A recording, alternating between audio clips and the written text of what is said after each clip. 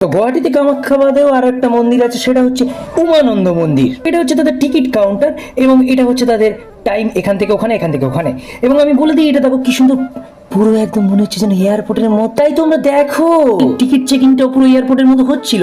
তো এটা যেহেতু ব্রহ্মপুত্র নদের উপরে অবস্থিত, তাই লাফাতে লাফাতে চলে গেলাম বোটের দিকে। তো ধীরে ধীরে বোটও চলে এলো, বোটে উঠে পড়লাম।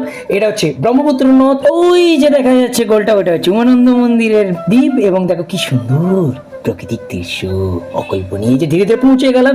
এরপরে এলো নামার পালা, যদি না নামতাম লাদ মেরে নামাতো, তাই আগে ভাগেই নেমে পড়লাম। ধীরে ধীরে ওপরের দিকে উঠতে থাকলাম। এগুলো কিছু নিয়মাবলী ছিল এবং এই যে ধীরে ধীরে উঠতে উঠতে হাঁপিয়ে গেছি। এই রাস্তায় গেলে একটা হনুমান মন্দির ছিল, এই যে জয় হনুমান। এরপরে ছিল মেন মন্দিরে যাওয়া, এই যে এটা হচ্ছে মেন মন্দিরের মেন গেট। এবং এই যে দেখতে পাচ্ছ, এইটা হচ্ছে উমানন্দ মন্দির। তোমাদের বলে দিই, উমানন্দ হচ্ছে শিব ঠাকুরের মন্দির। প্রায় ঘন্টা দেড়েক দাঁড়ানোর পরে এই জায়গায় এসেছিলাম।